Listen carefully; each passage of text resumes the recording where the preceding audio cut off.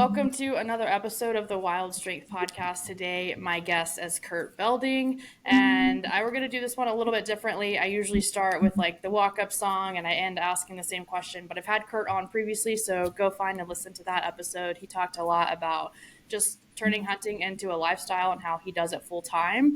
And so I know that's what a lot of people would love to be doing. So if you want to hear more about that, go listen to that episode. But Kurt, I'll let you kind of briefly introduce yourself again, and we'll kind of get into what today's conversation will be about. Yeah, thanks, Whitney. Thanks for having me on. I appreciate you. It's like you said, Kurt Belding with Western Obsessions TV. I have had a midlife crisis when I turned 40 and decided all I want to do is go hunting, and I'm figuring it out as I go. So far, I've made it work. So I'm a very lucky man. Yeah, I think, we talked about that a lot in the last conversation that it's funny because I don't know, social media can like skew a lot of things, right? And I think when I first started like seeing you on social media, it's like, I don't want to make it say it seemed easy, right? But then after talking to you, you're like, I'm really just figuring out like a lot of people are. Like, I'm going out here, and whether you have like sponsorships or whatever it is that you're doing, but I think it's been really cool to watch you do that and then get to know you and see that stuff too. But yeah, I'm having Kurt on having him on again because we're going to talk about the grizzly bear hunt that he went on. Was that this spring or was that last year? It was this spring. It was in June of the spring. Yeah. Nice. Okay.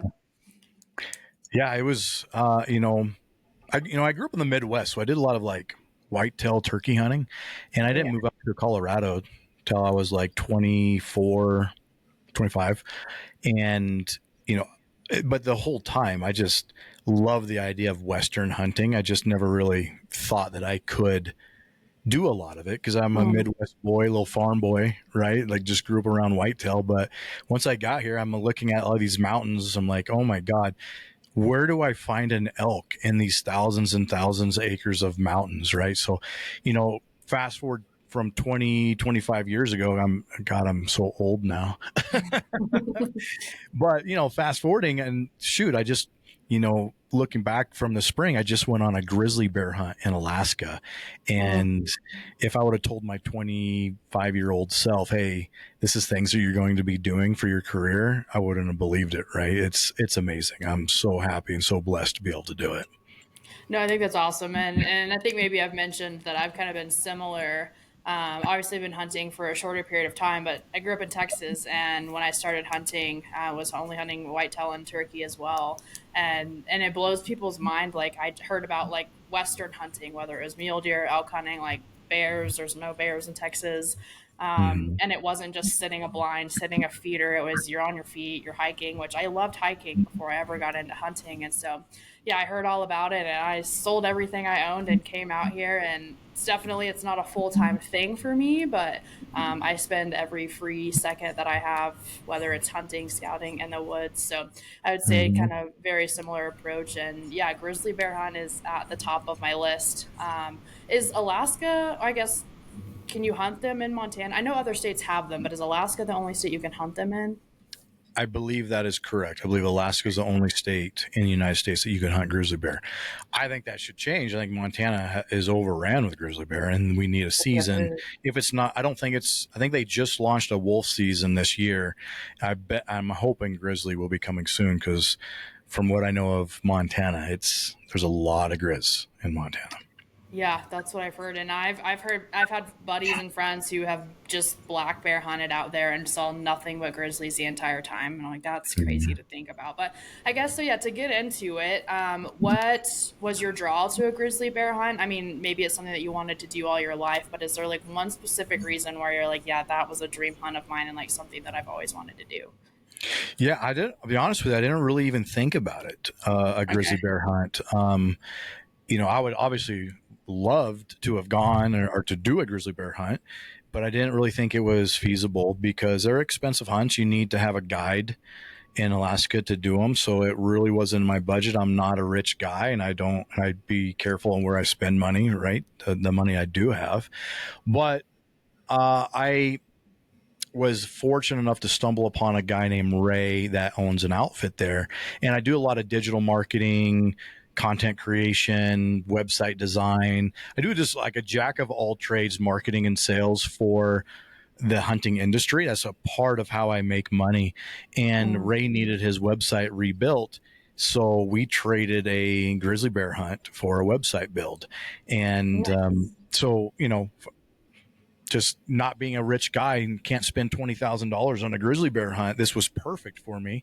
And obviously we filmed it and we got an episode out of it, and we built Ray a fantastic website, and we're actually selling hunts for Ray now. And it's a great partnership. It's a great, little business relationship I have with Ray, and I'm able to do that with a bunch of other outfitters and stuff. So I'm very fortunate to be able to do some of these hunts I would never have been able to afford through just bartering and scratching each other's backs. Right. So, Yeah, no, I think yeah. that's cool and like kind of puts things in perspective too, because I think a lot, and this is just from like conversations I've heard from other people who want to hunt full time, who want to go on all these expensive hunts. I think once again I bring like the social media piece into it. It looks like people are just being given these hunts, and there's a lot of stuff that's going on behind the scenes that I don't think a lot of people share. Like, and maybe you have mentioned maybe on your Instagram or something that you did build a website for or whatever, but I think the people who like to point fingers who aren't hunting full time but want to will be like, oh, like he just gets to do that. But oftentimes there's a lot of things that are going on behind the scenes that like you just don't see. And so I think it's cool to have those kinds of relationships. Like I've been fortunate to go on a hunt before too. That was just like, hey, I help you, you help me kind of thing, which people see that and think anything about it. But Mm-hmm. yeah, I've always wanted to go on a grizzly hunt because I know it's something that can be very dangerous, and I'm drawn to. And I think maybe we talked about this on the last conversation we had, but I'm very drawn to like. I don't even know what the word is that I'm looking for. My mind is blanking, but like something that could possibly end terribly, but if it ends really well, and then at the end of that being like, that could have gone really wrong, but it Yeah. ended really, which sounds like a similar situation to what you had too. Yeah. I mean, that little element of danger, it seems Yeah. like my buddies joked around with me saying, Kurt, every time we go hunting, there's always an element of danger with you. Like we're doing something dumb and we're going to get hurt somehow with you. Like, so that's just kind of my thing. I just like that Yeah, little bit of danger. I like to push the envelope a little bit, but for a sure. grizzly bear hunt, when you're like, something could eat you and kill you. Like you may not be hunting them. They may be hunting you. I've never Mhm. felt that in the woods before. And I felt that on this trip, and it was interesting to feel, so and let's definitely get into that. I want to back up real quick and kind of just talk about the social media piece that you brought up. And Mm. I really the I mean, I like social media. I like the way you can connect with people and watch what people's doing, but I really hate the perception of everyone's successful on social media and everyone's I going do on these too. Yeah. cool badass hunts, and you're watching it and I think a lot of people are just feeling down. I'm not a good hunter. I don't kill things every time I go out. I can't go on these cool hunts, and everyone's killing the biggest animals ever and most mature, and they're going on these badass hunts. And that's not the truth. And if you guys are listening to this, like, know that you are not alone. Even me, myself, I make a living doing this. I still feel that. I still am watching social media and seeing, 350-inch bulls. Like everyone's killing them. Like they're just in everyone's backyard. Like just everyone goes out Yeah. and kills them and goes all these cool hunts. Like I have the FOMO, the fear of missing out. And like, I feel the same way. And that's what I hate about social media. And I really hope that people can like understand that is people only post typically their successes. They're not showing their failures. How many hunts did you go on this year, and how many hunts did you fail at? Like, let's see that, because that would like really put in perspective what's actually happening in the hunting world. Like I had a great season. I've been on two hunts that were mine, the grizzly bear hunt and the archery hunt. I took my daughter on a hunt. I took a buddy on a muzzleloader hunt. We killed 3 out of 4. That's phenomenal. Like I would not ever expect that, but we drew really good tags. We had a good guide in Alaska. We set up for success and we got really lucky. That's not typically the case, right? So anyway, just going on a rant on social media. I really just wish it wasn't that way, because I think it's really deterring people and can cause like depression with people. Yeah. No, I Yeah. couldn't agree more with that. And I've had like a handful of people who have come to me that are like, you don't see that I don't hunt full, like my Instagram can probably look like this is my full-time thing.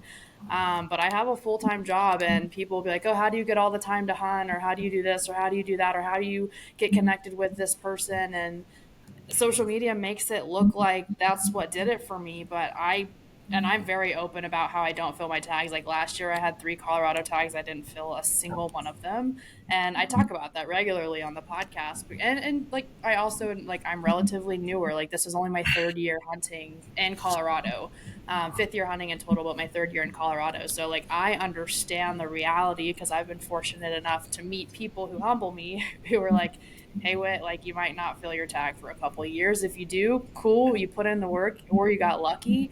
But like just understand, like don't be upset with yourself if you're not doing it. And I'm someone who like I will go and go and go until I'm successful, and then keep feeding off of that success. But yeah, I think I couldn't agree more with everything that you said. I think people see all of the successes and no one talks about the lows. And I think what really did it for me last year, gosh, I'm blanking on who it was. Someone posted and they were like a quote unquote like Instagram famous hunter type person, whatever you want to call them these days. Mm-hmm. And they said it took them 7 years to fill their archery antelope tag.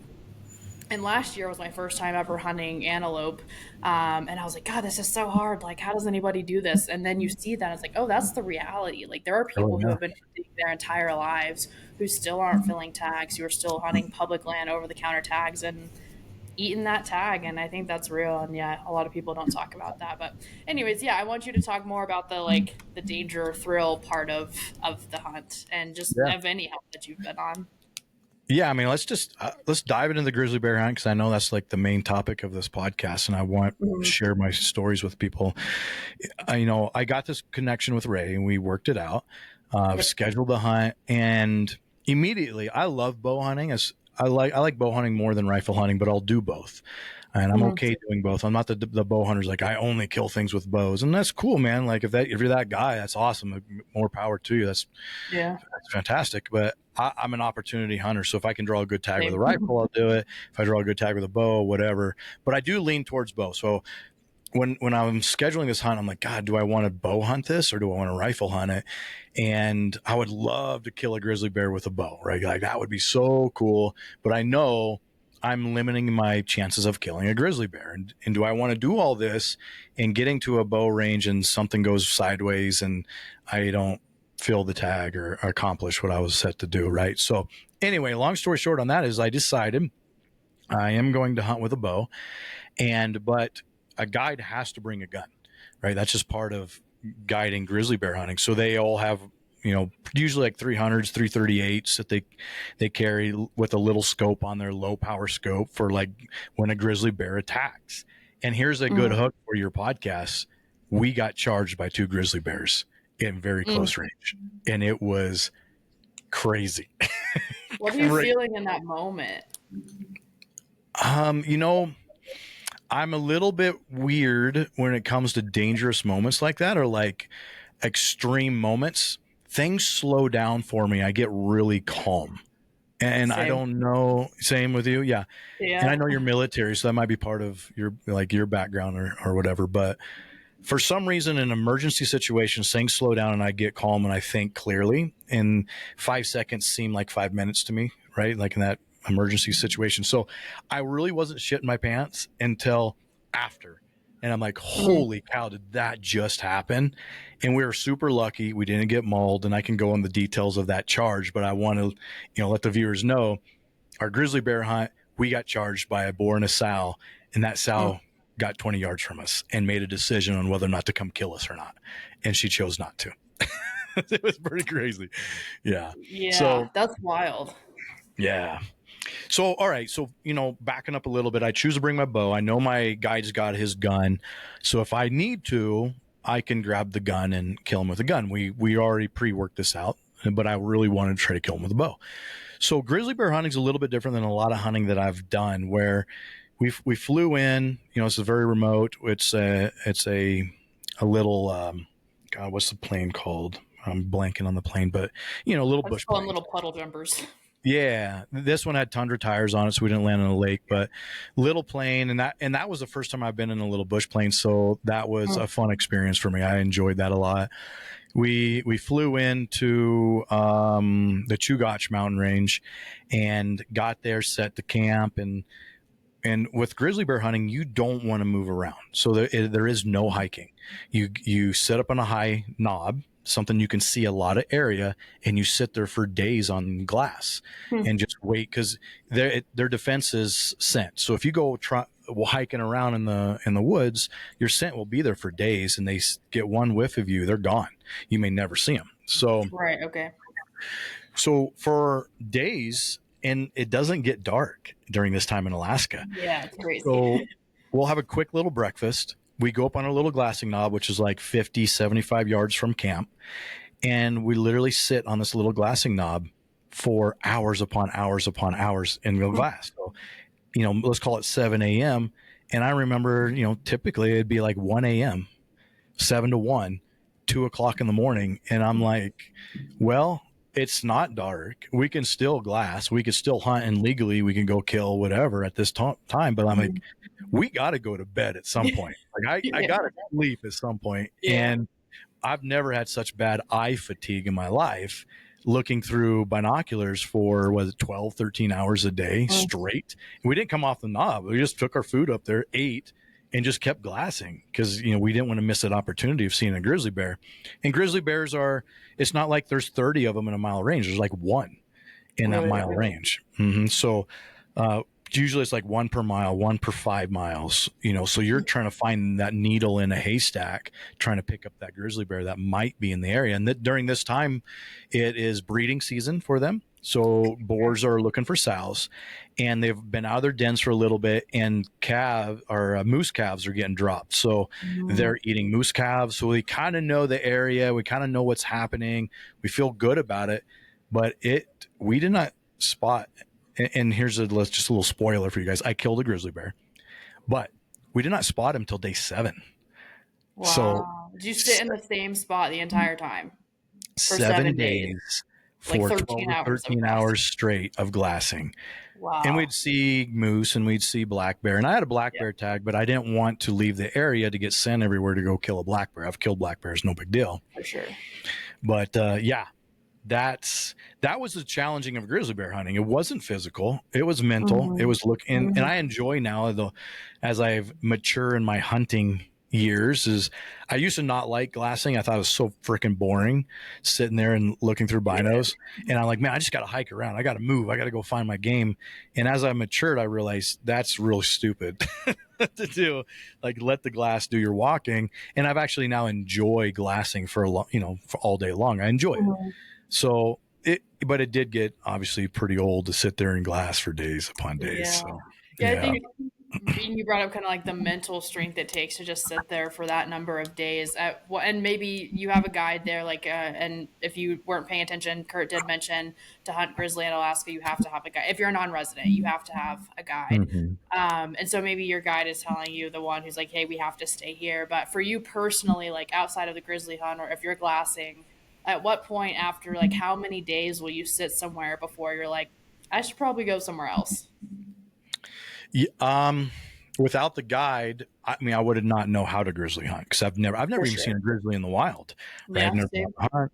I could have like YouTubed and read everything I could, but I would have got pretty bored and be like, I wonder what over this horizon or over this ridge. Let's go find it, right? And as a guide in Alaska for the last 30 years, Ray knows, like, nope, we just got to keep glassing, got to keep on that grind. We did actually move on day 5, because I think we all got pretty bored, and we're like, let's go over in this area over here. And Ray, what he mentioned to me was like, hey, it's nice to have a guy that's in shape that I can go do whatever I want with, and I don't have to worry about, because you're versed in hunting.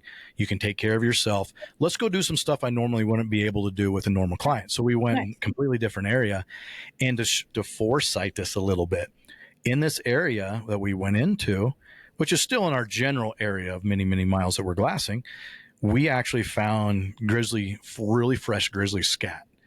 And we're like, oh crap, like we're in the den, we're in like his bedroom. And come to find out, we had bumped a boar and a sow that were breeding in this little pocket. We bumped them out of there that day, and they moved into a different area where we actually was able. So the next day I spotted them on the glass.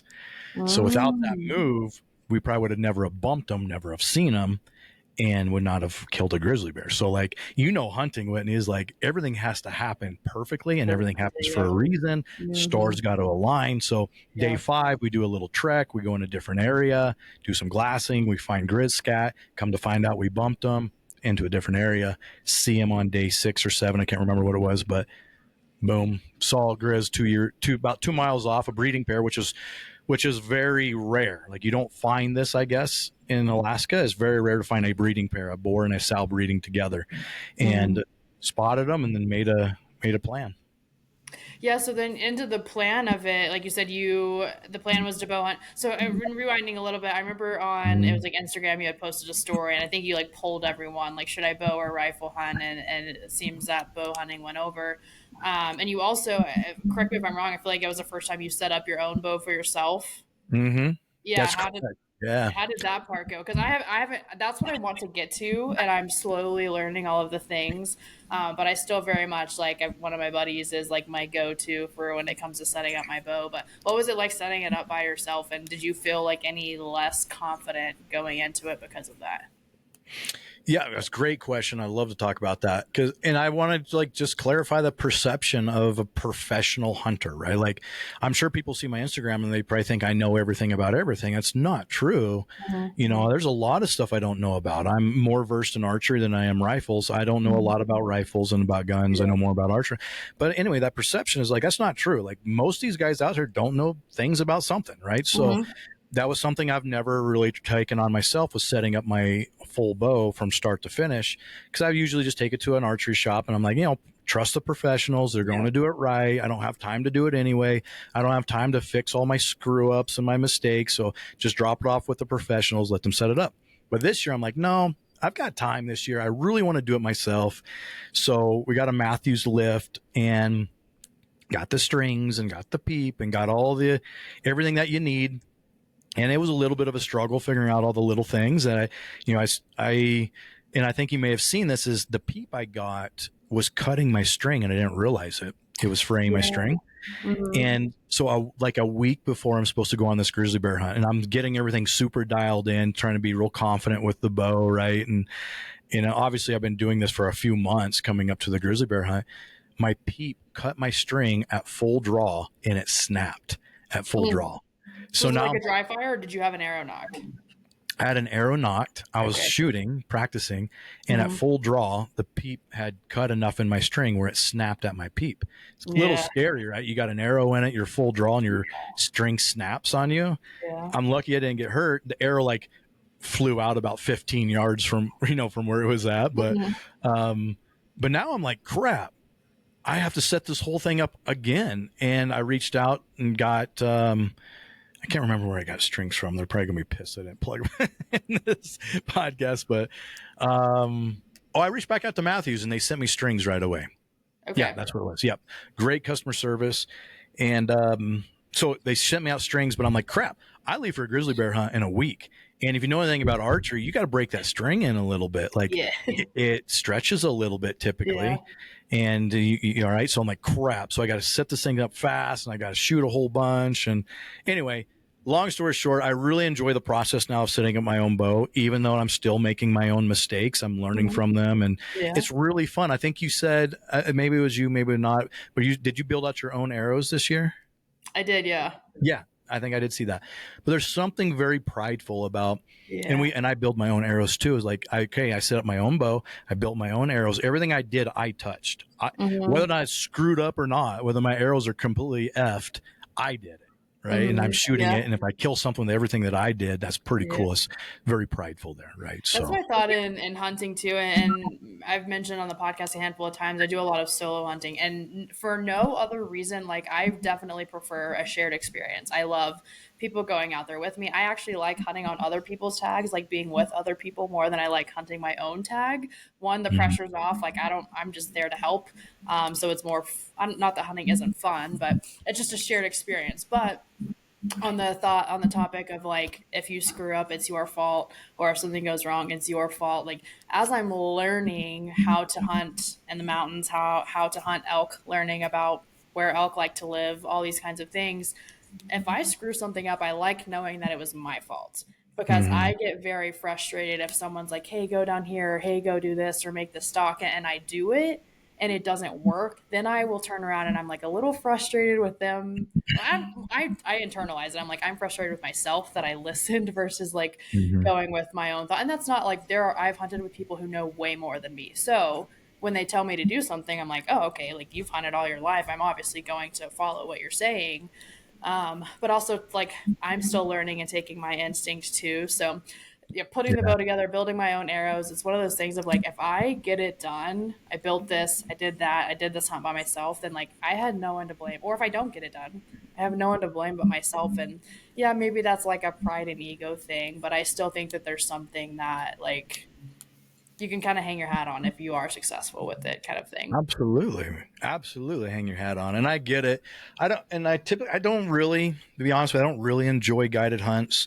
I'd rather be making my own mistakes and making my own Yeah, bad for sure. decisions For sure. all the time. Like, I don't really like walking behind a guide and be like, okay, here, come over here. Here, we're going to go Mhm. here. Okay, there's the animal. Okay, now shoot the animal. It's not really my thing. So For when sure. I'm with the guide, and I let them know, hey, like I like to do my own hunting. If I'm making a bad decision, let me know for sure. But For sure. what was really cool about Ray, it was just like me and him were buddies out there. Like Nice. Yeah. I'm Yeah. making decisions, he's making decisions. It wasn't really even like him guiding me. Like I spotted the grizzly bear, I came up with the game plan, I Nice. made all the decisions to go kill the bear. And just because I've got some hunting experience, right? If this was Mhm.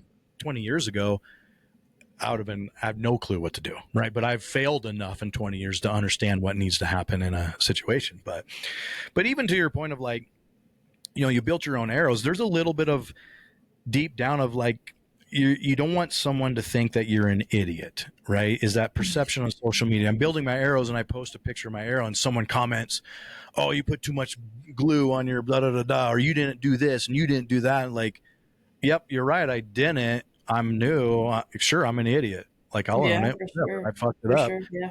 but I fucked it up, and it's fun.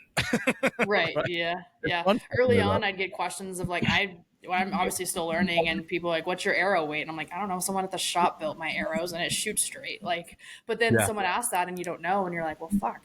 I should know what my arrow weight is. Like, I should start doing Mhm. this myself, or at least like asking what are all the specs to my arrow, so I know more about it when I do go to do it myself." But yeah, I think it Mhm. was definitely at the thought of like, I should know these things so I know where to make adjustments when something does go wrong.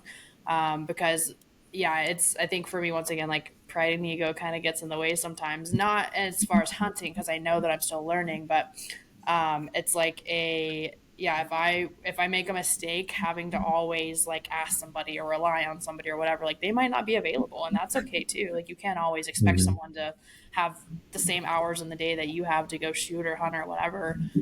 So just knowing enough to get by, and like, or obviously early on when I started I didn't, but very quickly I was like, I need to learn and I need to know Yeah. these things so that I can at the very least get by, and have an understanding of like if I make a mistake where I went wrong. But yeah, so you said you know you're with a guide and you like to kind of make your own game plan. You're hunting a grizzly bear with a bow.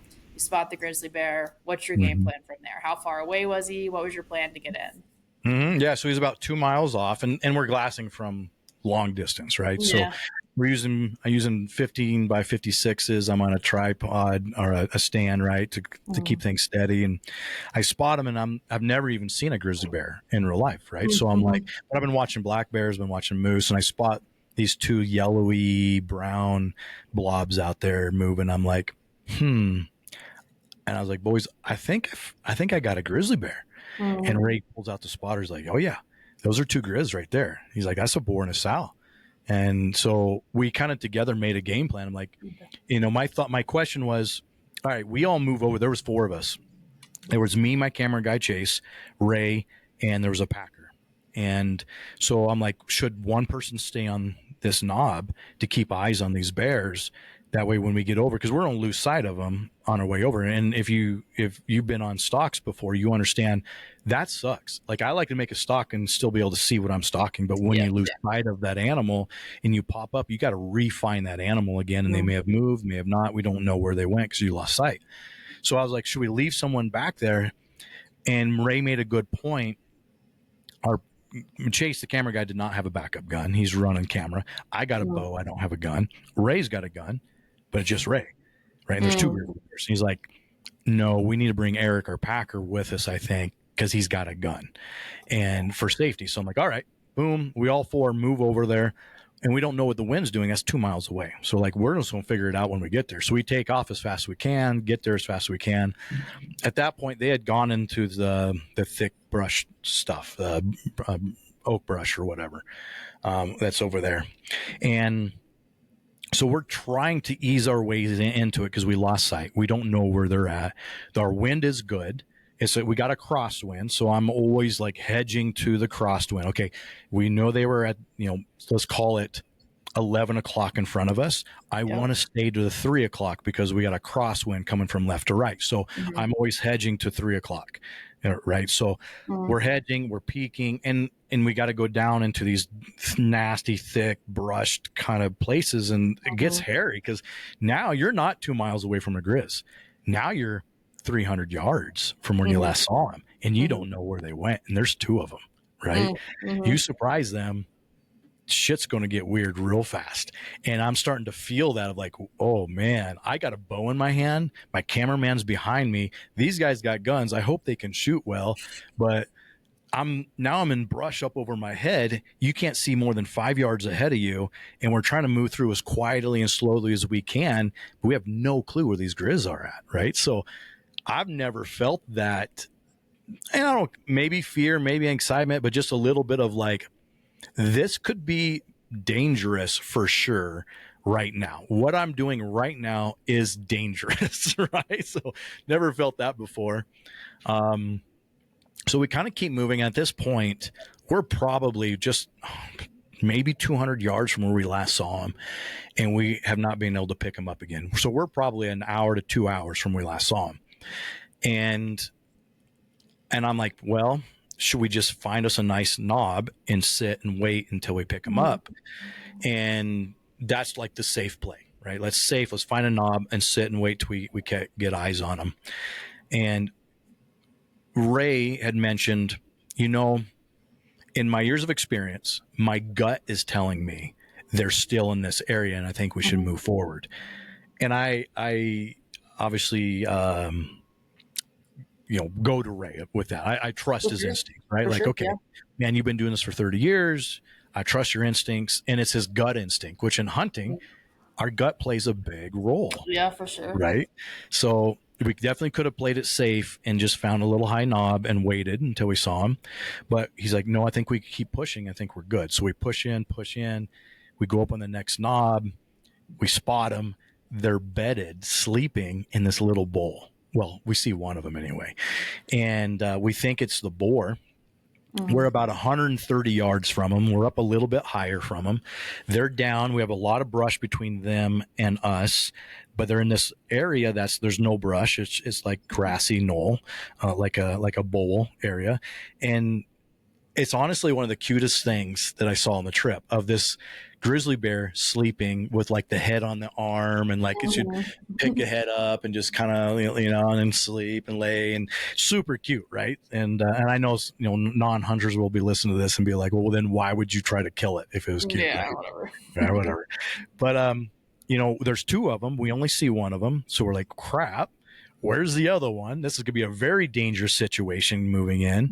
And one thing that Ray had mentioned to me a few times is like, look, even if you get a perfect shot on this boar, we have not only do we have a hurt grizzly bear, but we have a live grizzly bear that we have to contend with. That sow is not going to leave the boar because they're breeding, and she's not going to want to leave him. She won't know what's going on. She just knows that he got hurt.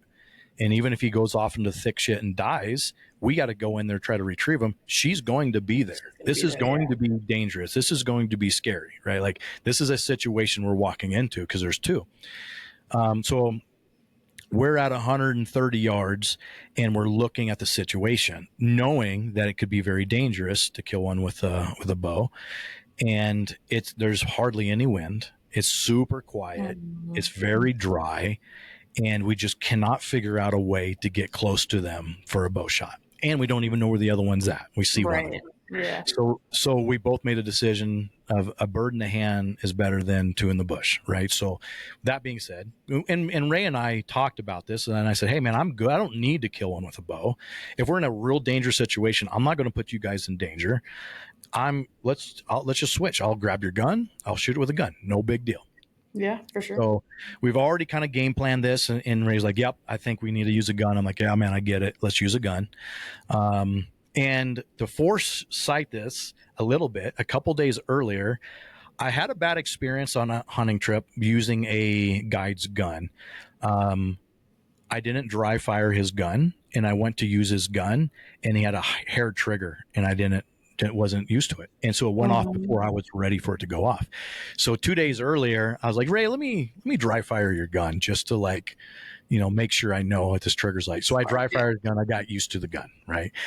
Fast forward, we're sitting 130 yards. We realize a bow is way too dangerous. The lives are going to be in danger, right? So I don't want to do that. We decided to take the gun. So we're sitting up on the knob, just kind of waiting to see if we can see the other one. And I've got the gun. My cameraman's behind me. Ray's off to my left shoulder. No gun. The packer, Eric, is on Ray's left shoulder with a gun. So me and Eric has got guns, right? And we see immediately we know it's the boar step out behind this little tree. It's so much just masculinity, just the way he walked. It was just oh my God. It was one of the coolest things I've seen in the wild. This boar stand up, and he starts walking over to the little bit of a water hole. He's going to take a drink, and he's facing us, and I'm on the gun. Chase is good. He's on the camera. I'm waiting for a broadside shot, but he's facing us with the head down. So I could put it right between the shoulder blades. And Ray's like, yep, I like it, man. I think that's a good shot. Why don't you go ahead and take it? I squeeze it off. And I told Eric before this, I was like, listen, dude, as soon as I squeeze off a round, go ahead and shoot him. Like hit him again, because we don't want him going into the thick stuff. And now we have to contend with that sow, even if we're using guns, right? Like that's a real bad situation. Sure. So let's just get as many shots in him as possible. So I squeeze off a shot, and immediately Eric squeezed off a shot. Well, it didn't knock him down. Eric just missed because he moved right when I shot, but the miss kicked up dirt behind him. So he didn't know what hurt him, where it was coming from, but he saw dirt fly behind him. And they take off running, both of them, right at us, right up the gun. Yeah. So at this point, we're about 110 yards from them, and they can move. They can cover 110 yards very, very quick. And I stand up because I'm realizing they're coming right at us, and they got to come through some thick stuff to get there. So I have no shot, and things are going nuts at this point. Ray's like, stand up, get up. Eric moves in front. Chase has got a long lens on his camera, so the footage is just shaky and all over the place, and we're scrambling up the hill trying to get out of the way. I'm trying to step in front to get a good shot, and boom, they come charging through the brush, like literally right at us. And I recognize he's the first one, so I shoot again. Eric shoots again. I shoot again. Eric shoots again. He drops. The sow's still coming at us, and at this point, it's literally 20, maybe 15, 20 yards. She's charging right at us. And I realize, looking back at this, it's not like they're charging at us to come kill us. They were trying to escape whatever was putting danger in their lives, and that's right? just the direction that they went. And we were their escape route. But at that point, that sow locks eyes with us, like literally eyes to eyes. And you could tell, like, she's making a decision. Do I go kill these guys, or do I get out of here? And we're very lucky that she chose to get out of here. And she's at the last second splits off and moves off to the side and runs off to the side. Right. So, right after that, I mean, I'm shaking. Usually I've shaken because I have adrenaline going to kill an animal anyway at any point in time. But you just had two grizzly bears charge you at 100 yards. They got 15 yards from you. And I know that she's looking at this going, do I kill these guys or this danger, or do I run? And I'm so glad she made it, because 15 yards, I had one round left in my gun. I think Eric might have had one round, but what are you going to do in 15 yards? You're dead. You're done. If she Yeah, I was chose, thinking, I was gonna ask, like, what if she would have charged you guys with the plan to be to kill her also, but if you only have one, like, you're not reloading at all. Like, you no, don't have time for that. no, you don't have time to reload. When and here's the other thing that would have happened if she would have chose to continue her charge, and we would have killed her. There would have been a huge investigation by the Game and Parks or Game and Fish, right? Right. Okay. Um, and everything would have been confiscated. It would have been a huge deal, right? Whatever, we were in the right. It would have been fine, but it would have been a huge deal. So Yeah. I'm really glad she chose not to charge again for that reason. Um, she moves off, and Ray goes, um, I think I'll have that gun back now. I feel less safe now. He's like, I've never been in that situation ever in my life. I've never given someone my gun. He's like, but I felt confident in you, Kurt, and you guys did a great job. But I'll probably never do that again. Yeah, I can Oh, imagine.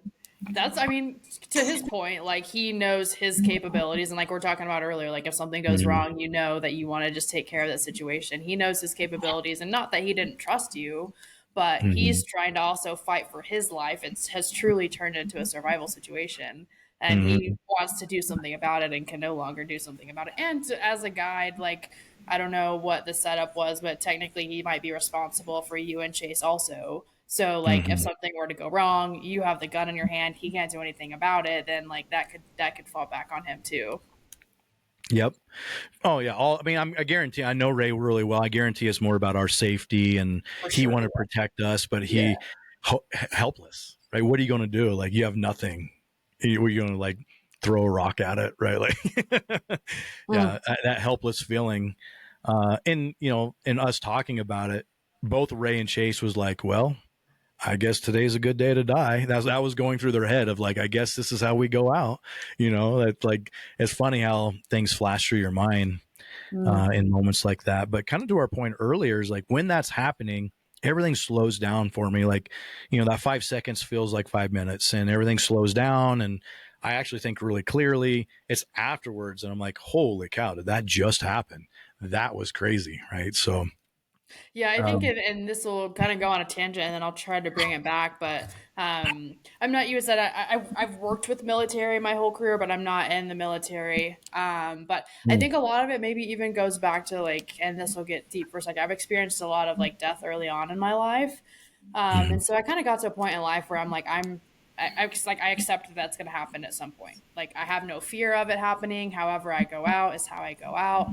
And so, not that I necessarily go looking for instances where that's going to happen, but like the danger component of that is like, I don't know, just the thrill of what the danger brings to it. But it's so mhm, funny that every time I go, and there's no grizzlies in Colorado, but every time I go hunting and I know I'm going to be out of service, like whether it's my friend or my mom or whomever I'm like talking to at the time, and the moment that I'm driving there, I'm like, hey, by the way, like here's where I'm headed. If you don't hear back from me, I died in the woods, not from a bear, like maybe I fell, whatever. And know that that's how I wanted to go out. Like know that I wouldn't want to go out any other way. Like I'm in my happy place. This is where I'm at, and I tell people that often, and I get the weirdest looks that they're like, Whitney, like, why would you say something like that? Or like, that's deep or that's dark. But to me, it's like, truly, to your point, today was the day. Like, if that's how it's going to happen, that's how it's going to happen. And honestly, I would rather it be in the woods than in a car accident or in a plane accident or anything else. mhm, Like, that's the best thing I could possibly ask for. And that sounds weird to say, but like, mhm, anyone who knows me now knows that like if something extreme, like praying to God that never happens, but if something extreme were to happen, that like, you know what, she probably wouldn't have wanted to go out any other way. But I think you have to be okay with that. Like to go on a grizzly bear hunt, I assume there are so many people who will not do it for the reason of like, I'm too afraid of what could happen. When you kind of mhm. have to put yourself in those instances to really experience, I don't know, I think you have more, or me anyways, have more of like a gratitude for life when you have experiences where you're like, oh shit, that could have ended really badly.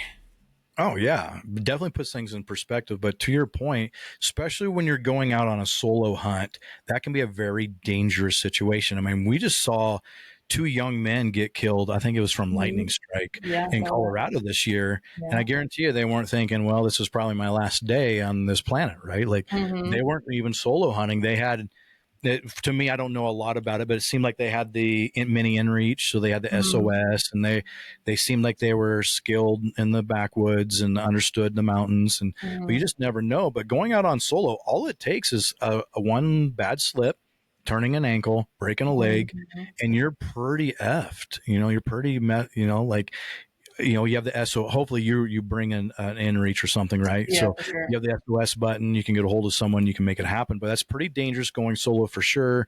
I love solo hunting. I love getting out in the mountains by myself, my little serenity and my peace, and Mm-hmm. I really like it a lot. I don't do much of it because I usually have a camera guy with me or something like that. But I really enjoy solo hunting. But also, and this is not a sexist comment, so I hope you don't take this as a sex in the Sure. sexist way.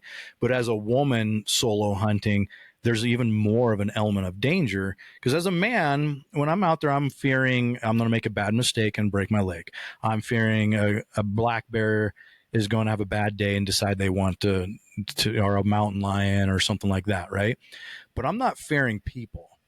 But as a woman on a mountain, I could see how you could fare other hunters because men can be pretty fucked up, right? So they see a single Mm-hmm. woman on a mountain. There's some fear there that can happen. Do you ever fear that? Yeah, no, 100%. I always say I'm more afraid of two-legged critters than I am four-legged critters, especially here in Colorado where there are no grizzlies. And a black Mm-hmm. bear might charge me, yes, and it could end poorly, but it's not going to eat me alive like a grizzly bear would. Mm-hmm. Um, yeah, I think it's, and I've ran into other hunters. I've ran into like, say simply, maybe you're like starting on a hiking trail to get into a glassing knob, like maybe the first mile of it's on like an actual trail that other hikers are on, and if I'm like by myself, I have all my gear, my bino harness, my pack, my bow, and there's other people that especially aren't hunters that see me going in by myself, like the looks that I get. So I'm just always like head down, eyes forward on wherever it is that I'm going. Like if I just Mm-hmm. don't look around, like maybe nobody will say anything, ask anything. I actually had an experience this past summer scouting. It was like the first weekend I had got out scouting for an elk tag that I had. It was just like a 1 point tag, like it wasn't a super good tag or anything. But I had never been in the unit, and I'm pulling up on this road. I don't have service, and I quickly realized like there's not a lot of cars that can get past trucks that can get past the road that I'm trying to get up on. Like it just hadn't been driven that much. It was kind of early on in the summer, and so there was just like really I just didn't have the clearance to get over it, and the truck that I'm in. And so then I go to try to turn around, and it's really a one-way road. So to try to turn around F-150 on this like one-way road where I barely have the clearance to continue going further, and Mm-hmm. my option is to not turn around or possibly fall off a cliff edge. Like that's how this road is to put things in perspective. But anyways, I end up making like a 50-point turn, but Mm-hmm. this older gentleman pulls up behind me and he kind of sits there and I can just tell he's aggravated just watching me try to turn around. And I'm like, in that moment, this guy could get out and like do something. I don't know what he's gonna do, but I'm a little panicking. So I'm like, I'm Yeah. just gonna keep my 50-point turn. I'm gonna keep trying to turn and hopefully I get out of here. And then he gets out of his truck and I'm like, okay, I don't feel good that he's getting out. Like he could, on one hand, he could be trying to help me. On the other hand, I don't know, this could end pretty poorly. Yeah. And he gets out and he kind of puts his hands on his hips and just like is looking at me and I'm like, okay, I'm just not gonna look his direction. And finally I roll down the window and I'm like, I'm so sorry, sir. Like I realize I don't have the clearance to get up here. I'm just trying to turn around. I'll be out of your way as fast as I can. And he ended up helping me, but in that moment, I was kind of freaking out. Like he stopped. I Mm-hmm. could see on his face, like visibly, he's like aggravated. And you know, like you said, an aggravated man can do can do a lot of things. And then once he Yeah. gets out of he's in a Jeep actually. Once he gets out of his Jeep, I was like, oh God, who knows where this is gonna go? But I've had multiple experiences running into other men. I've ran into other men who are like, why are you out here by yourself? Like you're a woman, you shouldn't be out here by yourself. And I always have I carry a handgun on me at all times. So I'm like, that's my saving grace. If I have a bow in my hand, I still have a firearm on me. I have a Mm-hmm. knife on me that's easily accessible.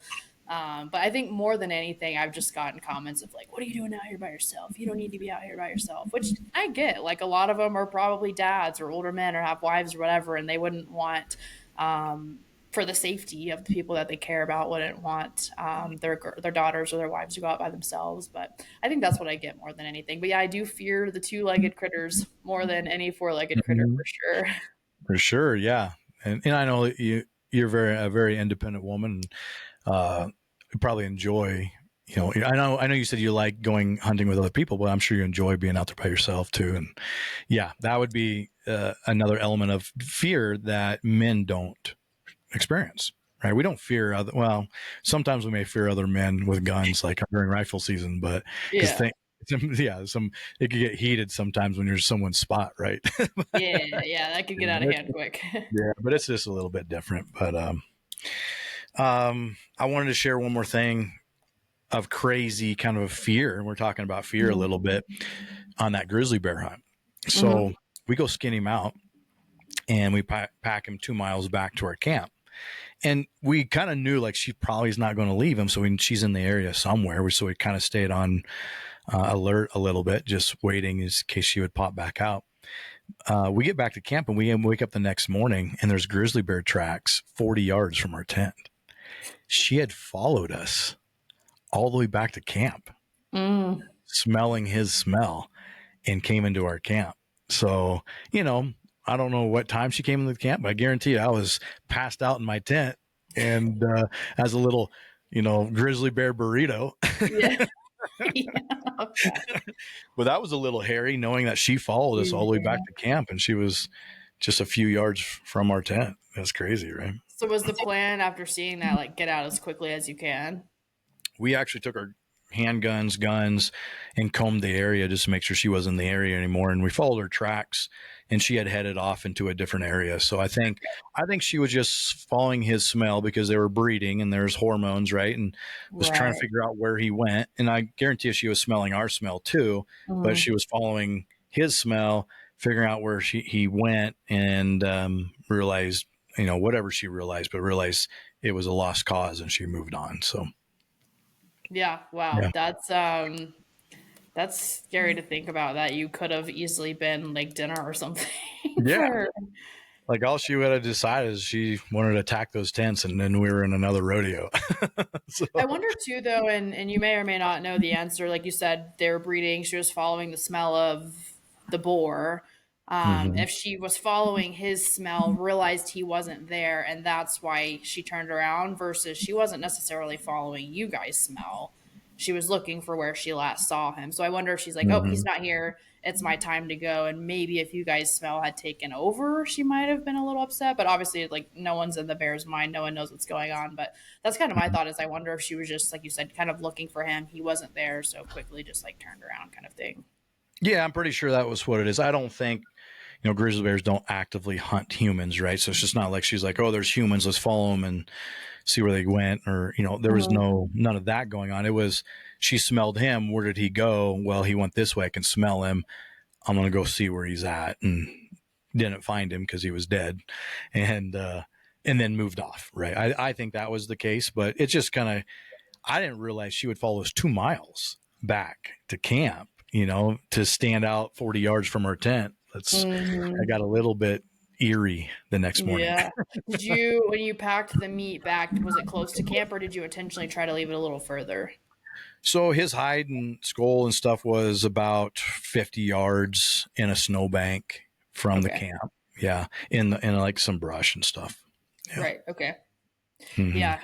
That would be the smart thing too. And do you know, and you may or may not know, will like, if you, did you guys leave the meat? I know, can you bring that back, or do you eat You grizzly meat can at bring all? the meat back. Most people don't. It's Okay. not really edible, so we Okay. didn't. That's what I I just figured. Yeah. again trusted the guide. And I usually like to eat everything that I kill. That's kind of my rule. But if Yeah. the guy like Ray was like, "No, dude, it's not edible. You don't even want to try." I'm like, "Yeah, okay, I trust you on it. It Yeah, won't." that's what I've heard about some, like, even Alaskan black bears too. It just depends where you shoot them and what time of year you shoot them, if they even are edible Mhm. or not, depending on what they're feeding on.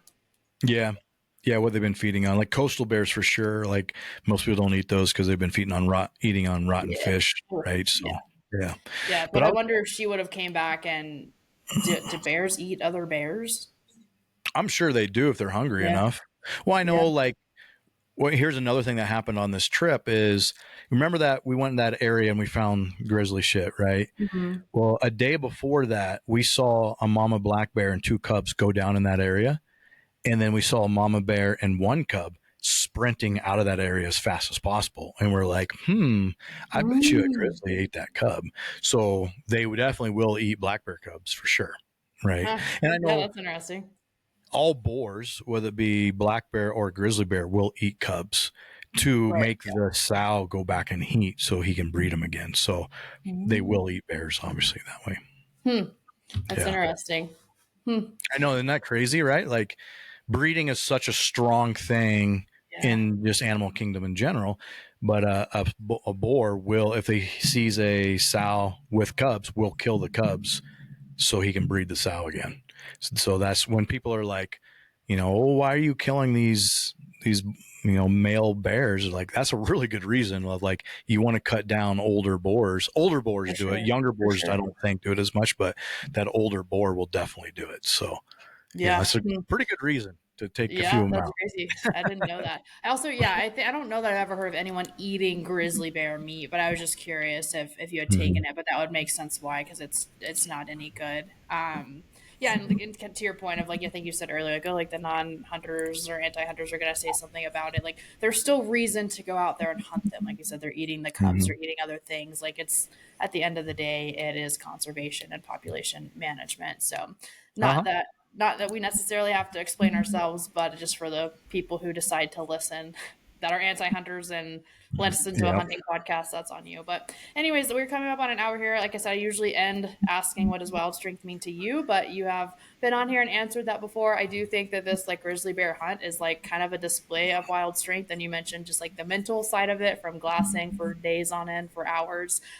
Which Mhm. that's one thing that I've had to really learn to be patient with. I'm not a very patient person, but I think hunting has taught me patience.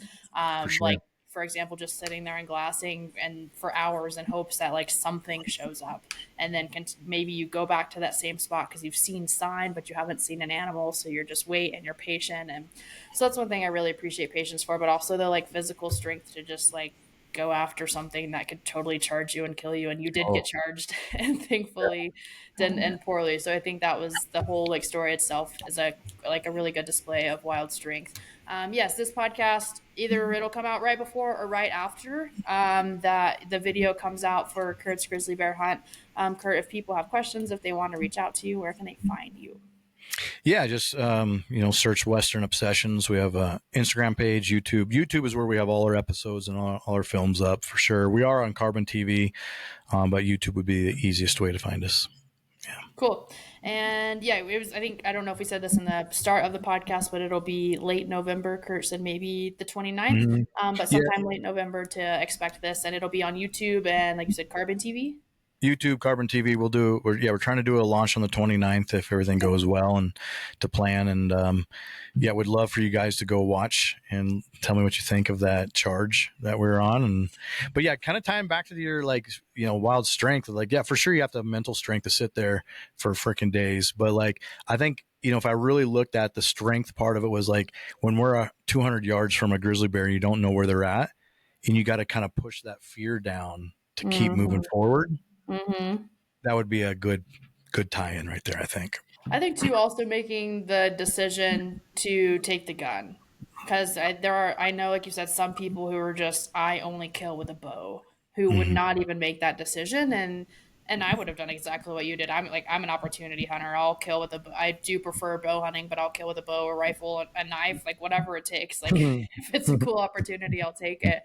But I think also like the decision to make that in the moment, knowing that this is going to help me have a successful, not only just a successful hunt, but a safer hunt. Mm-hmm. Versus I could see where someone could find themselves in that scenario, wanting to stick with the bow, and maybe it ended way worse than what you guys experienced. For sure. And I'm not, I can be cavalier with my own life, but now I have three other lives For that I'd sure, be cavalier with, right? So that's right? really that was the deciding factor. Is like, do I want to put my cameraman's lives in danger, Ray's Mhm. life, and Eric's life in danger just because I want to kill one with a bow? Nope, I don't. So For sure. yeah. No, I think that was a good decision. Well, sweet. I appreciate you coming on, and I can't wait to watch the video when it comes out. Great. Thanks, Whitney. I appreciate you.